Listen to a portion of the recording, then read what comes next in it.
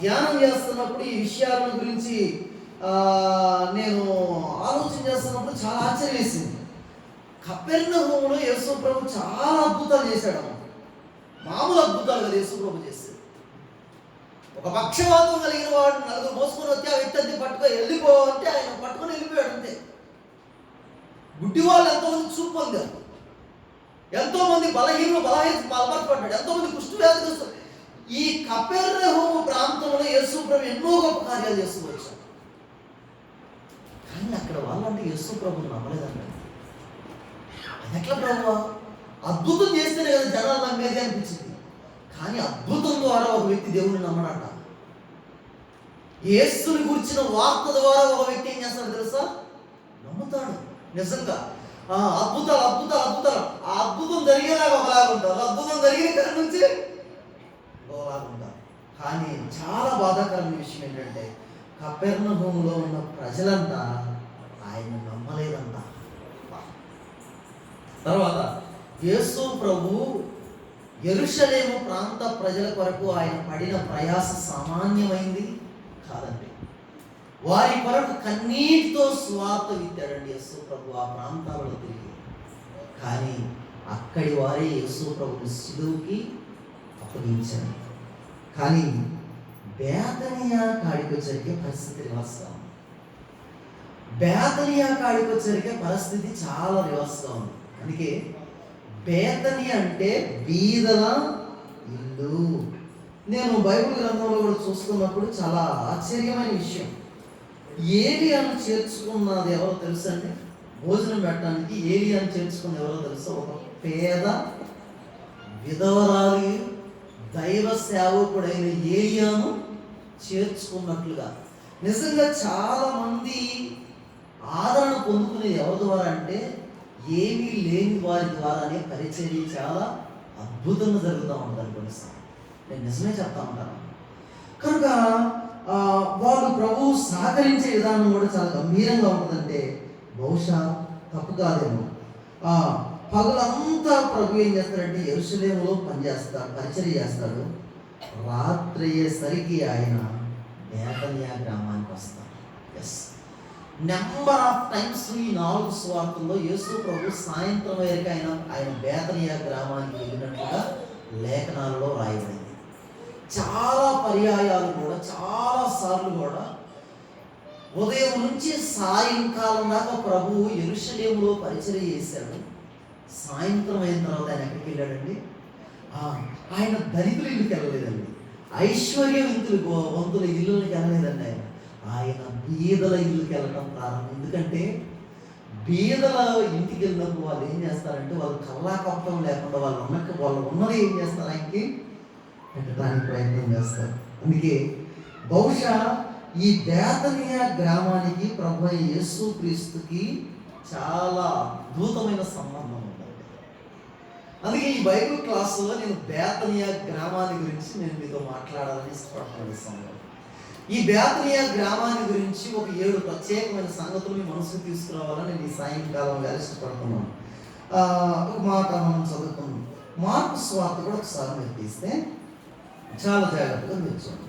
Mark సువార్త 11వ అధ్యాయం 1వ వచనాన్ని తీయండి. మార్కు సువార్త 11వ అధ్యాయం 1వ వచనాన్ని ఒకసారి మీరు తీయండి. వారు యెరూషలేమునకు సమీపించి ఒలీవ కొండ దగ్గర ఉన్న బేతనియా అను గ్రామమునకు వచ్చినప్పుడు ఆయన తన శిష్యులలో 2 చూచి. వాళ్ళు ఎక్కడికి వెళ్ళారమ్మా? ఈ బేతనియా గ్రామానికి మరొక పేరు ఏంటంటే బెత్తగే. 11వ వచనంలో కూడా అంటున్నాడు అన్నమాట. అదే 11 ఆయన యెరూషలేమునకు వచ్చి దైవాలయములో ప్రవేశించి చుట్టూ సమస్తము చూసి సాయంకాలం అయినందున 12 మందితో కూడా బేతనియాకు వెళ్ళెను. ఆయన ఎక్కడికి వెళ్తున్నాడు? అమ్మా, యేసు ప్రభు ఎవరింటికి వస్తాడు తెలుసా? ఇప్పుడు ఒకసారి నేను మీ ఇంటికి వచ్చాను, మీరు ఎడమొఖం పెడమొఖం ఉన్నారు, మళ్ళీ నేను వస్తాను ఇంటికి. రాలేదు, కష్టం. ఇక రావడానికి మనస్సు అంగీకరించింది. మనస్సు కోరుకోదు, మనస్సు ఇష్టపడదు. ఒక్కసారి కాదన్నాక కొంచెం ఇబ్బందికరంగా వాళ్ళు ప్రవర్తిస్తున్నారు అనుకో, చాలా మనం ఎక్కువ ఉన్నామేమో అనిపిస్తాం. మళ్ళా వెళ్ళాలంటే మనసు అంతా అంగీకరించదు. బహుశా యేసు ప్రభు బెత్లెహేంకి వెళ్ళొచ్చు, యేసు ప్రభు నజరేతుకి వెళ్ళొచ్చు, యేసు ప్రభు కపెర్నహూముకి వెళ్ళొచ్చు, యేసు ప్రభు యెరూషలేములో ఉండొచ్చు, బట్ కానీ యేసు ప్రభు బేతనియాకి వెళ్ళాడు. కానీ చూడండి, సంఘంలో కొన్నిసార్లు నేను యథార్థం చెప్తాను, నిజమే చెప్తున్నాను, దేవుడి సేవకుడు. కొన్నిసార్లు మన సంఘానికి వచ్చే వాళ్ళు ఒక 40 కుటుంబాలు ఉంటే 40 కుటుంబాల్లో అన్ని కుటుంబాలతో క్లోజ్గా మూవ్ అవ్వలేదు. అవుతామా? చెప్పాలి. కానీ కొన్ని కుటుంబాలతోనే క్లోజ్గా వెళ్ళిపోతాం. ఎందుకు వెళ్ళిపోద్ది అంటే వాళ్ళ దగ్గర ఎలాంటి మనసులు ఏది దాచిపెట్టుకోరు, ఉన్నది ఉన్నట్లుగా వాళ్ళు మాట్లాడుతూ ఉంటారు. మనం కూడా వాళ్ళ ముందు ఎలా ఉంటాం, ఉన్నది ఉన్నట్లుగా మాట్లాడతాం. సహవాసం ఏమవుతా ఉంటుంది, పదే పదే ఆ ఇంటిని విజిట్ చేయాలని తీసుకురాను.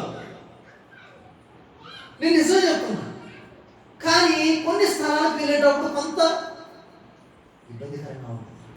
అందుకే నేను చెప్తుంది ఏంటంటే, స్థానిక సంఘములో ఉన్న ప్రతి ఇల్లు బేతనియాలో ఉన్న మార్తా మరియమ్మల గృహం వలె ఉండాలి. దేవుడు కోరుకుంటుంది. ప్రతి కుటుంబం, ప్రతి ఫ్యామిలీ, ప్రతి కుటుంబం ఎలా ఉండాలి అంటే బేతనియా గ్రామంలో ఉన్న మార్తా మరియమ్మ లాజరు కుటుంబం లాగా ఉండాలండి. ఎందుకంటే నేను ఆ ఇంటికి వెళ్తే ఆదరణ పొందుకుంటాను. నేను ఆ ఇంటికి వెళ్తే నాకు క్షేమము. నిజమే. యేసు ప్రభు నాకు తెలిసి బేతనియా గ్రామంలో కూడా చాలా ఇల్లు ఉంటాయి కదా. మరి ఎందుకు పదే పదే యేసు ప్రభు ఆ ఇంటిని ఎందుకు దర్శించాడు? ఎందుకు యేసు ప్రభు అదే ఇంటిని ఆయన విజిట్ చేస్తూ వచ్చాడు?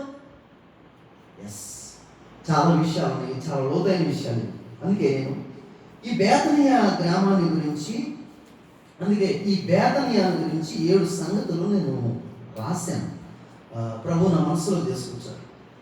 కనుక ప్రతి స్థానిక కుటుంబం అండి, సంఘంలో ఉన్న ప్రతి స్థానిక కుటుంబం బేతనియా వలె ఉండాలి. మనందరం భేదాలు, మనందరం కోటీశ్వరులు ఎవరు కాదు. ఇక్కడ ఎవరు ఉన్నారు అమ్మ కోటీశ్వరులు, మేమమ్మలు ఎవరు లేరు, అందరం భేదాలు. కనుక భేదాలమైన మనందరం కూడా ఎలా ఉండాలి అంటే బేతనియా వలె మనం ఉండాలని ప్రభు కోరుకుంటున్నాడు. రండి, దేవుడు ఎంత స్పష్టంగా చెప్తున్నాడు. ఇప్పుడు చూడండి, బెత్లెహేములో వాళ్ళు యేసు ప్రభుని చేర్చుకున్నారండి, చేర్చుకోవాలి. నజరేతులో యేసు ప్రభుని చేర్చుకున్నారండి, చేర్చుకోలేదు. కపెర్నహూము వాళ్ళు యేసు ప్రభుని చేర్చుకున్నారండి, చేర్చుకోలేదు. యెరూషలేములో వాళ్ళు యేసు ప్రభుని చేర్చుకున్నారండి, చేర్చుకోలేదు. కానీ అందుకే నేను మొట్టమొదటి మాట ఏం చెప్తున్నానంటే, ప్రభుని చేర్చుకున్న స్థలము బేతనియా. మొట్టమొదటి మాట ఏంటంటే చేర్చుకోవాలి. ఇది మోస్ట్ ఇంపార్టెంట్, చాలా ప్రాముఖ్యమైనది. చేర్చుకోవడం. యేసు ప్రభువుని చేర్చుకున్న కుటుంబం అండి, చేర్చుకున్నారు. బేతనియా గ్రామం చేర్చుకుంది. ఈ రోజున బేతనియా గ్రామము ప్రభుని చేర్చుకుంది.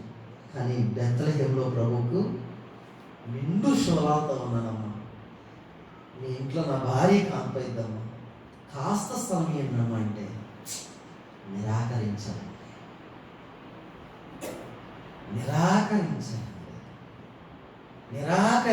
ఎవరి దగ్గరకు రాలేదండి, అసలు పట్టించుకోలేదండి. సో సాడ్, చాలా బాధాకరమైన విషయం. కానీ ఒకళ్ళు త్రోసివేశారు, మరొకరు స్వీకరించారు, మరొకరు చేర్చుకున్నారు. అమ్మా, ఈ రోజున నేను ఇలా చెప్తున్నాను, నువ్వు యేసు ప్రభుని చేర్చుకోవడానికి ఇది ఒక అద్భుతమైన అవకాశం. నువ్వు యేసు ప్రభుని చేర్చుకోకపోతే మరొకరు చేర్చుకుంటారు. ఈ అవకాశం పోయిందంటే మరలా నీ జీవితంలో రాదు. ఇంకా రక్షింపబడని వాళ్ళు ఉన్నారు, ఇంకా రక్షణ మారు మనసు లేని వాళ్ళు ఉన్నారు, ఇంకా ప్రభుని సొంత రక్షకునిగా వారి హృదయంలో చేర్చుకున్న వాళ్ళు ఇక్కడ ఉన్నారండి. బాప్తీసం తీసుకున్న వాళ్ళు ఉన్నారు, బట్ కాదంటలేదు. కానీ బాప్తీసం తీసుకున్నప్పటికీ చాలా మందిని ప్రభుని ఏం చేయలేదు తెలుసా? వాళ్ళ హృదయంలోకి చేర్చుకోలేదు, వాళ్ళ జీవితంలోకి చేర్చుకోలేదు. అందుకే ఈ రాత్రి వేళ ప్రభు చెబుతున్నాడు, యెరూషలేము నెట్టేసింది, బేతనియా గ్రామం నెట్టేసి, బెత్లెహేము నెట్టేసింది, నజరేతు నెట్టేసింది, కపెర్నహూము నెట్టేసింది, కానీ బేతనియా స్వీకరించింది. నేను నా ప్రశ్న ఏంటంటే, నువ్వు బేతనియా గ్రామం వలె ఉన్నావా, లేకపోతే యెరూషలేము లాగా ఉన్నావా, లేకపోతే బెత్లెహేము లాగా ఉన్నావా? ఈ సందర్భం మళ్ళీ బయటకు వెళ్ళొద్దండి, నేను ఈ కాంటెక్స్ట్లోనే మాట్లాడుతున్నాను. నువ్వు ఎలా ఉన్నావు? నువ్వు చేర్చుకోవాలి యేసు ప్రభుని, నువ్వు చేర్చుకోవాలి, లేకపోతే చాలా కష్టం కదా. నువ్వు ప్రభుల వారిని గుండెల్లో చేర్చుకోవాలి. ఆయన ప్రతిరోజు నీ జీవితంలోకి రావాలని ప్రతిరోజు నీ జీవితంలోకి రావాలని పరిశుద్ధాత్మ దేవుడు ఇష్టపడతాడు. కానీ ఆయన్నే మనం ఏం చేస్తామంటే పక్కకు పెట్టేస్తాం. ప్రతిరోజు పరిశుద్ధాత్మ దేవుడు నీలో ఉండాలని ఇష్టపడతాడు. కానీ ఆయన మనం ఏం చేస్తామంటే పక్కకు త్రోసివేస్తూ ఉంటాం. బ్రదర్స్ అండ్ సిస్టర్స్, ఈ సాయంకాలం వేళ అందుకే ఈ బేతనియా గ్రామంలో ఉన్న మొదటి ప్రత్యేకత ఏంటంటే, ప్రభుని చేర్చుకున్న స్థలం బేతనియా. It's second one. రెండవ మాట ఏంటంటే, ప్రభువుకు సంతోషం కలిగించిన స్థలము బేతనియా. ఈ బేతనియాలో ఉన్న ప్రజలను బట్టి యేసు ప్రభు ఎప్పుడు వెళ్ళినా కానీ ఆయనకు సంతోషం ఉంది. కానీ యెరూషలేమును బట్టి యేసు ప్రభు ఏడ్చాడు తెలుసా? యెరూషలేమును బట్టి యేసు ప్రభు ఏడ్చాడు, కానీ బేతనియా గ్రామాన్ని బట్టి ప్రభు సంతోషపడ్డాడు. అది వెరీ షాకింగ్. యేసు ప్రభుని సంతోష పెట్టాల్సిన యెరూషలేము ఏడ్పించింది, వాస్తవానికి యేసు ప్రభుని బాధ పెట్టాల్సిన బేతనియా సంతోషపెట్టింది. యెరూషలేము ఏడ్పించిందంటే అని ఒక మాట ఉంది. యెరూషలేము ఏడ్పించిందండి యేసు ప్రభు. లూకా సువార్త 21వ అధ్యాయం 19వ అధ్యాయం. లూకా 19. లూకా సువార్త 19వ అధ్యాయం 19 చాప్టర్ 41వ వచనం. 19:41 చూసారా? యేసు ప్రభు పట్టణమునకు సమీపించినప్పుడు దానిని చూచి దాని విషయమై యేసు ప్రభు ఏం చేశాడండి? ఏడ్చాడంటమ్మా. ఏ గ్రామమో తెలుసా ఇది? యెరూషలేము గ్రామం. పైన సందర్భాన్ని కాంటెక్స్ట్ చూస్తే మీకు అర్థమైంది. యేసు ప్రభుని గాడిద పిల్ల మీద యెరూషలేము వీధుల్లో ఊరేగింపబడిన తర్వాత జరిగిన సిచ్యువేషన్ ఇది. కనుక హోసన్న జయము హోసన్న జయమని అందరూ స్తుతులు చెల్లించుకుంటా యెరూషలేము అయిపోయిన తర్వాత అందరు జనాలంతా ఎటో వెళ్ళిపోయారు గాడిద పిల్ల మీద ఊరేగింపు అయిపోయిన తర్వాత. కానీ యేసు ప్రభు ఆ పట్టణం దగ్గరికి వచ్చి ఆ పట్టణాన్ని చూసి ఆ పట్టణం విషయమై యేసు ప్రభు ఏం చేశాడంట? ఏడ్చాడు. నేను ఎట్లా చెప్తున్నాను బ్రదర్స్ అండ్ సిస్టర్స్, చాలాసార్లు మన జీవితాన్ని బట్టి యేసు ప్రభు ఏడ్చుంటాడు కదా. నీ ప్రవర్తన ఇంకా మారకపోతుంటే నిన్ను బట్టి యేసు ప్రభు రోజు ఏడుస్తున్నాడు. అసలు బైబిల్లో చాలా అద్భుతమైన మాట వస్తుంది, దానిని చూచి దాని విషయమై ఏడ్చి.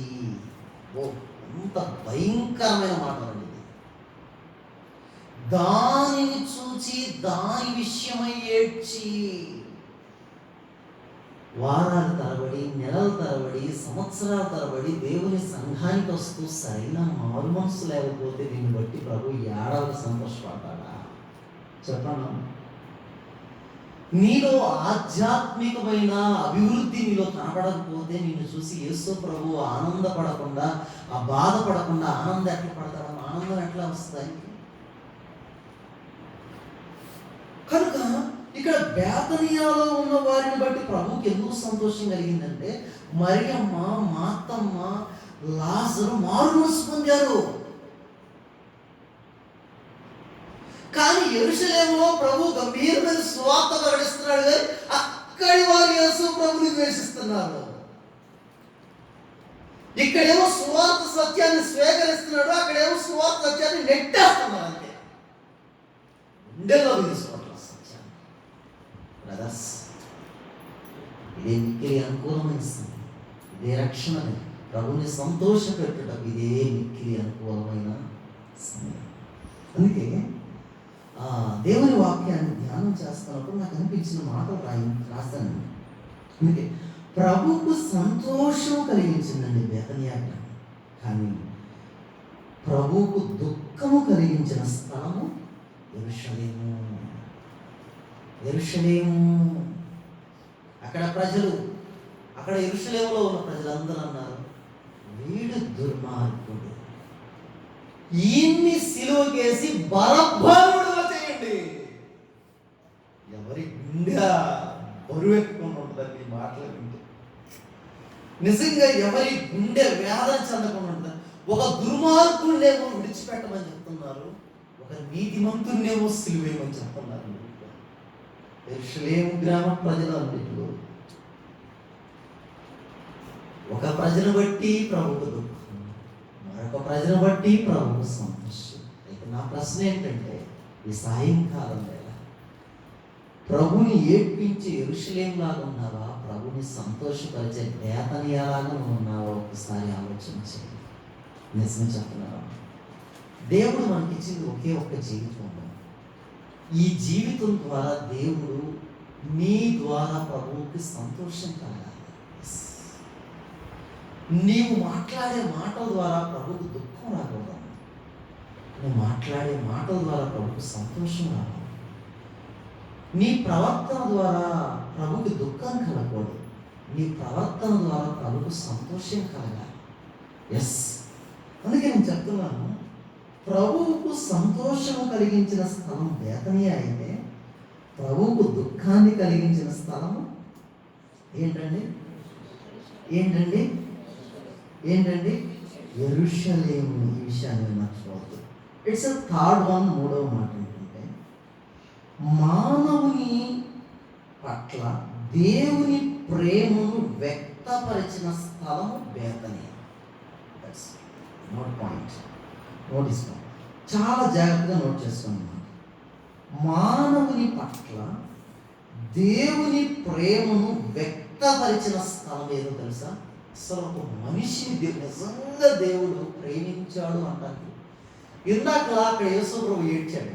ఎందుకు ఏడ్చాడు యేసు ప్రభు?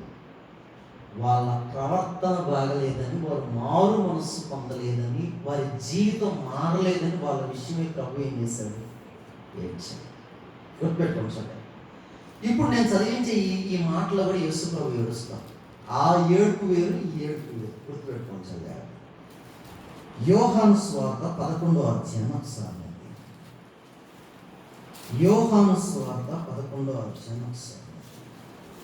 ఈ 11వ అధ్యాయం కూడా బేతనియాకి సంబంధించింది.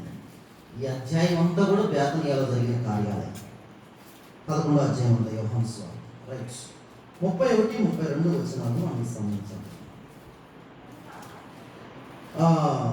11వ అధ్యాయం యోహాను సువార్త 11వ అధ్యాయం 31, 32. రైట్, చదవండి. గనుక ఇంటిలో మరియతో కూడా నుండి ఆమెను ఓదార్చుచుండిన యూదులు మరియా త్వరగా లేచి వెళ్ళుట చూచి ఆమె సమాధి వద్ద ఏడ్చుటకు ఎక్కడికి వెళ్ళుచున్నదనుకొని ఆమె వెంట వెళ్ళింది. కంటిన్యూషన్. అంతటా మరియా యేసు ఉన్న చోటికి వచ్చి ఆయనను చూచి ఆయన పాదాల మీద పడి, ప్రభువా, నీవిక్కడ ఉండిన ఎడల నా సహోదరుడు చావకుండుడను. ఆమె ఏడ్చుటయు ఆమెతో కూడా వచ్చిన యూదులు ఏడ్చుటయు యేసు చూచి కలవరపడి ఆత్మలో మూలుగుచు అడగగా వారు, ప్రభువా, వచ్చి చూడమని ఆయనతో చెప్పి యేసు కన్నీరు విడిచెను. యేసు ప్రభు ఏం చేశాడు? ఇక్కడ కన్నీళ్లు విడిచాడు. ఆ ఏడుపు వేరు, ఈ ఏడుపు వేరు. ఆ కాంటెక్స్ట్ వేరు, ఈ కాంటెక్స్ట్ వేరు. ఆ సందర్భం వేరు, ఈ సందర్భం. అక్కడ మారు మనస్సు లేని వ్యక్తుల గురించి ఏడిస్తే, ఇక్కడ ప్రభు ఏడుస్తుంది. ఇక్కడ రెండు భాగాలుగా ఉంటుంది యేసు ప్రభు ఏడు. ఒకటి, యేసు ప్రభు వాళ్ళ అపనమ్మకాన్ని బట్టి ఏడ్చి ఉన్నాడని కొంతమంది బైబిల్ స్కాలర్స్ చెప్తే, తన తోటి వ్యక్తి బాధపడతంటే ఆ బాధను చూసి తట్టుకోలేక యేసు ప్రభు కూడా ఎమోషన్స్ ఉన్నాయండి, ఆయన కూడా ఫీలింగ్స్ ఉన్నాయి, ఆయనకు కూడా భావోద్వేగాలు ఉన్నాయి. ఆయన కూడా ఏం చేశాడు? ఏడ్చాడు. ఇప్పుడు ఆయన కళ్ళ ఇక్కడ నీరు ఎందుకు వచ్చిందంటే వారి బాధను చూసి తట్టుకోలేక ఆయన కూడా ఏం చేశాడు?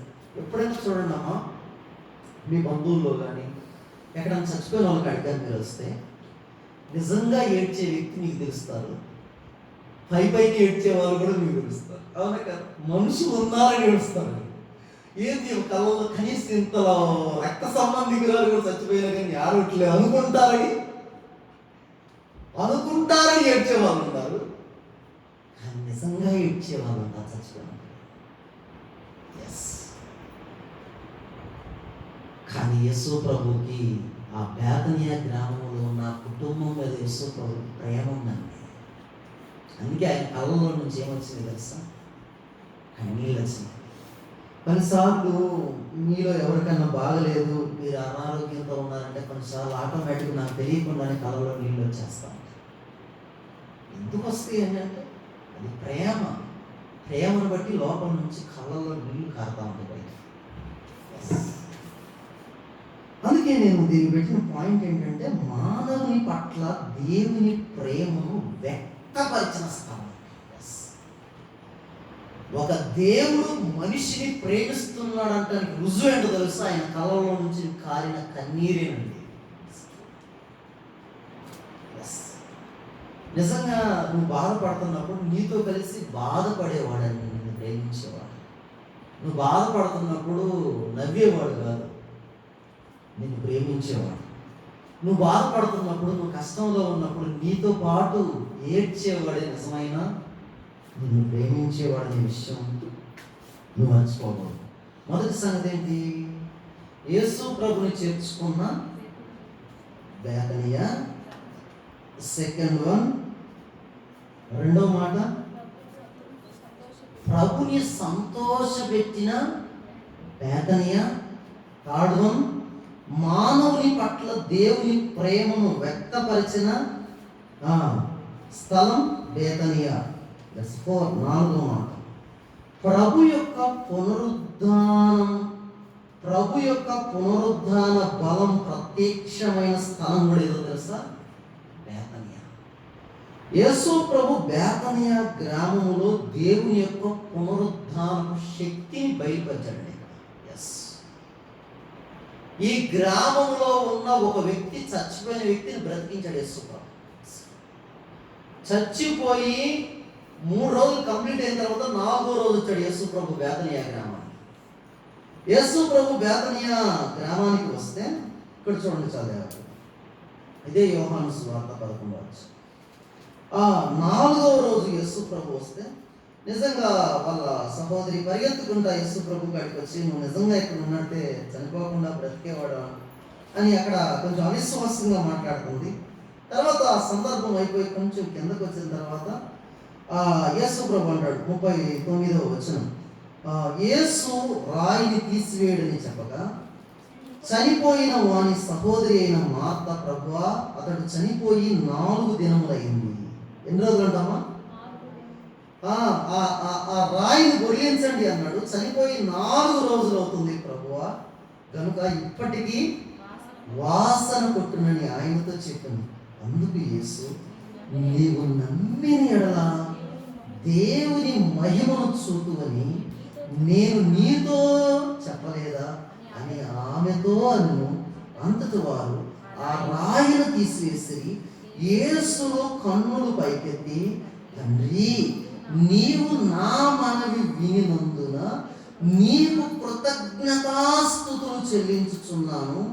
నీవు ఎల్లప్పుడూ నా మనవి వినుచున్నావని నేను ఎరుగుదును గాని నీవు నన్ను పంపితివని చుట్టూ నిలిచి ఉన్న ఈ జనసమూహము నమ్మునట్లు వారి నిమిత్తమై ఈ మాట చెప్పితినెను. ఆయన అలాగు చెప్పి, లాజరు బయటికి రమ్మని బిగ్గరగా చెప్పాను. చనిపోయిన లాజరు బయటకు వచ్చెను. ఇప్పుడు చూడండి, పునరుద్ధానపు శక్తి ప్రత్యక్షమైంది. ఎక్కడ తెలుసా? బేతనియా గ్రామంలో. Yes, resurrection. యేసు ప్రభు యొక్క పునరుద్ధానం యొక్క బలం ప్రత్యక్షమైందండి ఈ స్థలంలో. నిజంగా యేసు ప్రభు నాకు తెలిసి ఈ నజరేతులో చచ్చిపోయిన వ్యక్తిని జ్ఞాపకం యేసు ప్రభు ఆ భాగ్యం ఆ గ్రామం పొందుకోవాలి.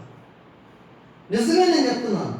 తర్వాత కపెర్నహూములో చచ్చిపోయిన వాళ్ళే లేపల యేసు ప్రభు, మరో గ్రామంలో లేపాడు యేసు ప్రభు. తర్వాత యేసు ప్రభు బెత్లెహేంలో కూడా చచ్చిపోయిన వాళ్ళేమి లేపల, మరికొన్ని నాయిర్ అనే గ్రామంలో ఇంకో గ్రామంలో ప్రభు లేపాడు. కానీ ఈ గ్రామం యేసు ప్రభు యొక్క పునరుద్ధార బలాన్ని చూడగలిగిందండి. ఈ గ్రామం ఏ గ్రామం ఇది? బేతనియా గ్రామం. నిజంగా యేసు ప్రభుని నువ్వు ఒక బేతనియా వలె యేసు ప్రభుని చేర్చుకుంటే ప్రభు యొక్క పునరుద్ధానపు బలాన్ని నీ కన్నులతో చూడగలవు. ఎస్, ఆ శక్తిని ఆ బలాన్ని ప్రభు నీకు అనుగ్రహిస్తాడు. తర్వాత 5th one 5వ మాట ఏంటంటే, ప్రభు ఎడల కృతజ్ఞత కలిగిన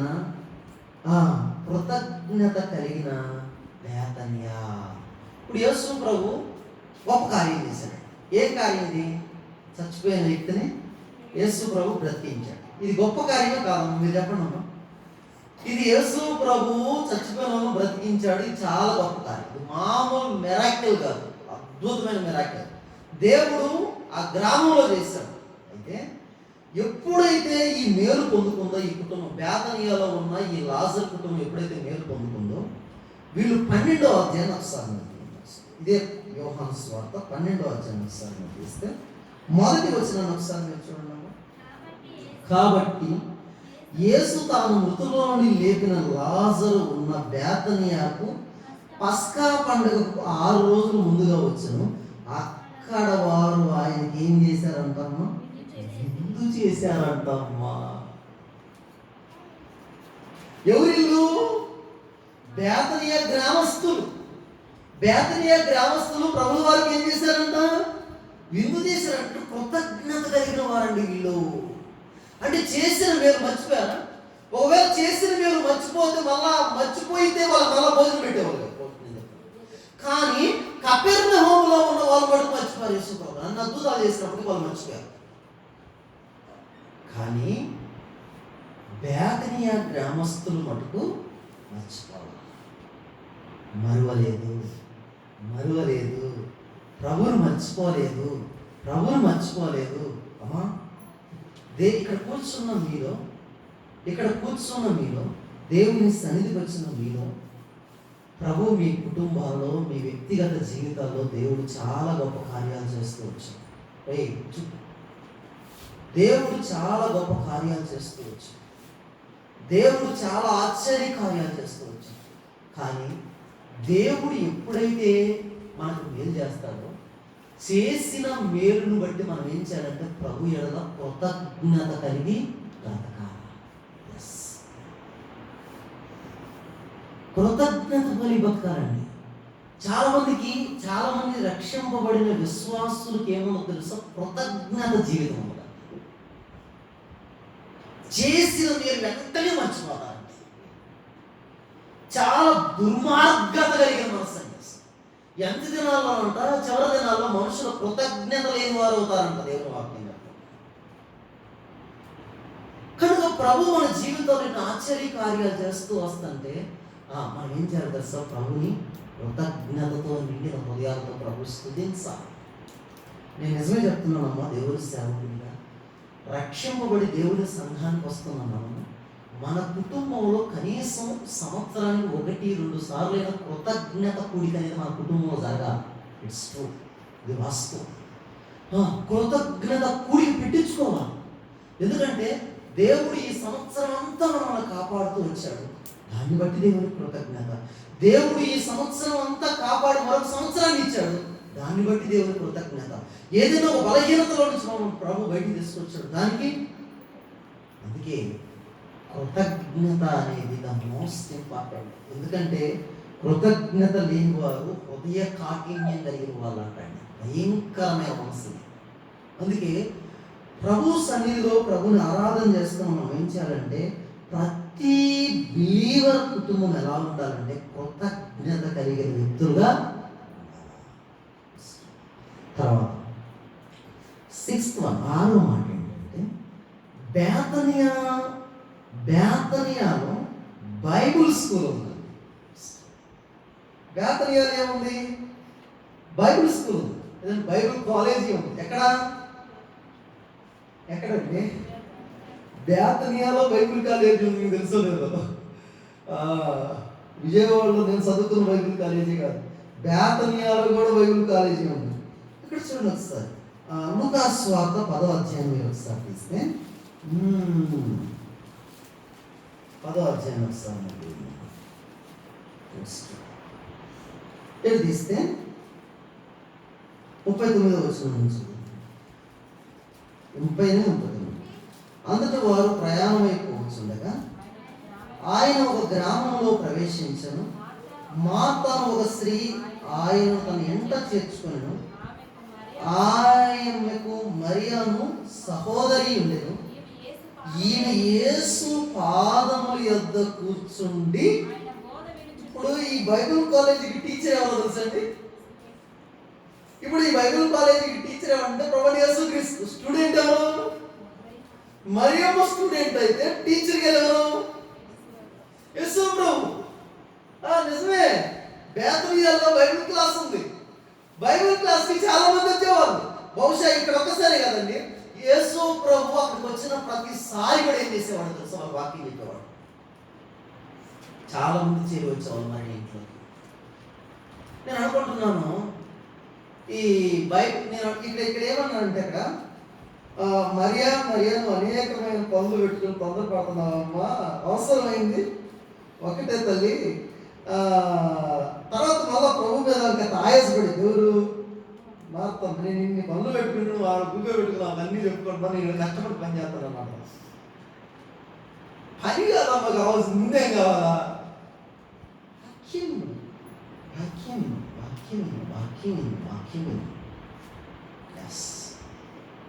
వాక్యమే నా అపవాది.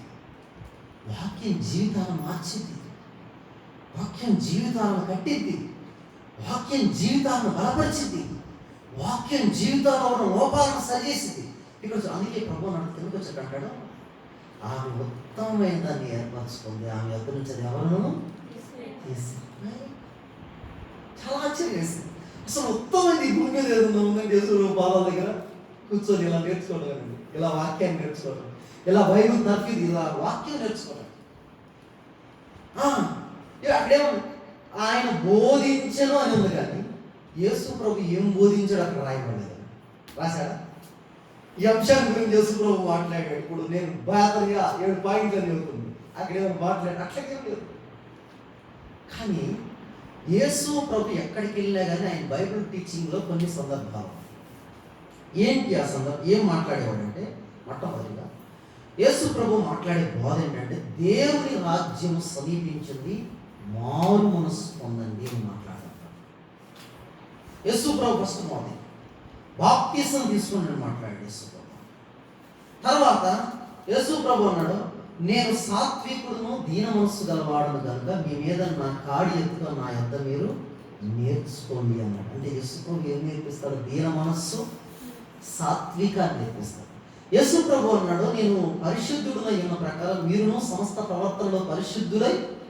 అందుకే నేను ఎలా అన్నాను, యేసు ప్రభు ఏం నేర్పుతాడే అంటే ప్రేమ, సాత్వికం, దీనత్వం, పరిశుద్ధతను ప్రభు తన బైబిల్ కాలేజీలో నేర్పించాడు.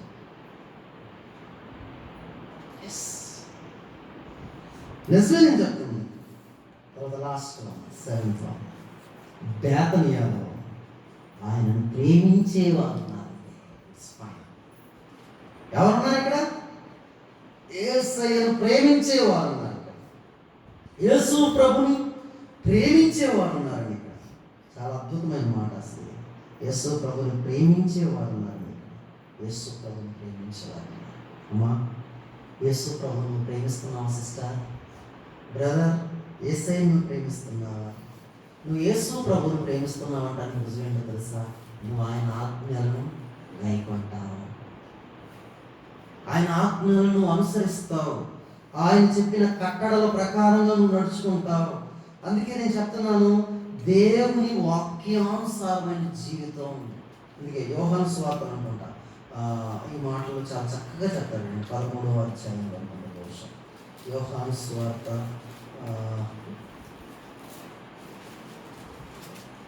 13వ అధ్యాయం చూస్తారు.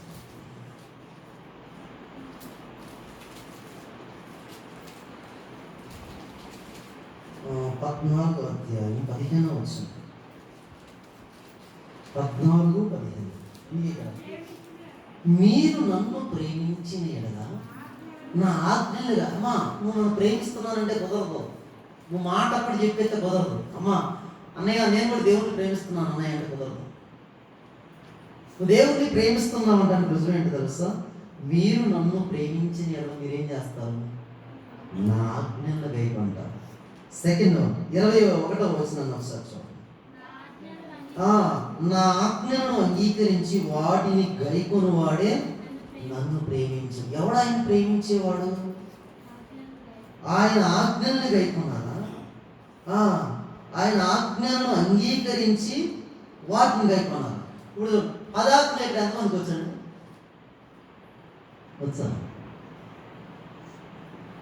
10 ఆజ్ఞలండి ధర్మశాస్త్రంలో ప్రభు ఇచ్చిన 10 ఆజ్ఞలు ఎంతమందికి వచ్చాయి?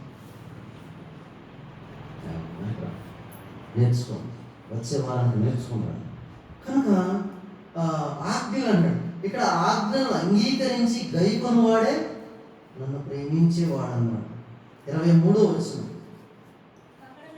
ఒకడు నన్ను ప్రేమించిన ఎడల వాడు నా మాట గైకొను. 24వ వచనం. నన్ను ప్రేమింపని వాడు నా మాట గైకొండు. మీరు వినుచున్న మాట నా మాట కాదు, నన్ను పంపిన తండ్రిదే.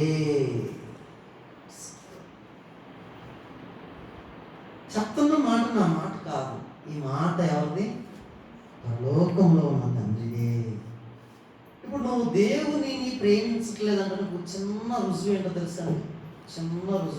ఆయన మాటను వినకపోవటమే నువ్వు ఆయన ప్రేమించట్లేదని తెలుసు. నువ్వు ఆయన ప్రేమిస్తున్నావు అంటానికి రుజువు ఏంటి? ఆయన మాటకి సంపూర్ణంగా లోబడటమే నువ్వు ఆయన ప్రేమిస్తున్నావు అంటానికి రుజువు. కానీ ఇప్పుడు నువ్వు దీన్ని బట్టి అర్థం చేసుకో, నువ్వు దేవుణ్ణి ప్రేమించే వ్యక్తివా, దేవుణ్ణి ప్రేమించిన వ్యక్తివా? నీ మనస్సులో నువ్వు ఒకసారి కానీ బేతనియా ప్రజలైతే, బేతనియాలో ఉన్నవారైతే ఆయన్ని ప్రేమించేవారండి. ఆయన మాటకు లోబడేవారండి వారు. అందుకే బేతనియా ఆయన ఆరోహణం అయ్యేటప్పుడంట బేతనియా వైపు చేతులు చాచి ఆ గ్రామాన్ని యేసు ప్రభు ఏం చేశాడమ్మా? ఆశీర్వదించాడు. బట్ నేను అనుకుంటున్నాను, ప్రభు బేతనియాన్ని ఆశీర్వదించాడు కానీ బెత్లెహేమును ఆశీర్వదించినట్టుగా బైబిల్ లేదు. ప్రభు బేతనియాన్ని ఆశీర్వదించాడు కానీ ఆయన కపెర్నహూమును ఆశీర్వదించినట్లు లేదు, యెరూషలేమును ఆశీర్వదించినట్లు లేదు, ఇంకోటి గ్రామాన్ని కానీ బేతనియా భాగ్యాన్ని పొందుతుంది. దేవుని సంఘానికి వస్తున్న మనందరం ప్రతి కుటుంబం ఒక బేతనియా వలె ఉండాలి. 7 మాటలు ఒకసారి జ్ఞాపకం చేసుకున్నాము. 1, యేసు ప్రభుని చేర్చుకున్నా, యేసు ప్రభుని చేర్చుకున్న బేతనియా. 2వది యేసు ప్రభు వారికి సంతోషం కలిగించిన బేతనియా. 3వది మానవుని పట్ల దేవుని ప్రేమను వ్యక్తపరిచిన స్థలం బేతనియా. ప్రభు యొక్క పునరుద్ధాన బలము ప్రత్యక్షమైన స్థలము బేతనియా. ప్రభు ఎడల కృతజ్ఞత కలిగిన వారు బేతనియా వారు. అంత మాత్రమే కాదు, బేతనియాలో బైబిల్ స్కూల్ ఉంది లేదా కాలేజీ ఉంది. బేతనియాలో ఆయనను ప్రేమించేవారు. నేను చెప్తున్నానమ్మా, ఈ బేతనియా గ్రామంలో ఉన్న ప్రజలలో ఉన్న అద్భుతమైన లక్షణాలు ఈ సాయంకాలం వేళ మీ అందరిలో కూడా ఉండాలని దేవుని సేవకునిగా కోరుకుంటాను. నా మాటలు చూస్తున్నాను. దయచేసి కళ్ళు మూసుకొని మనం ప్రార్థన చేసుకుంటాం. మహాపరిశుద్ధుడైన మా తండ్రి, దయాళుడైన మా ప్రభువానికి వందనాలు చెల్లిస్తాం.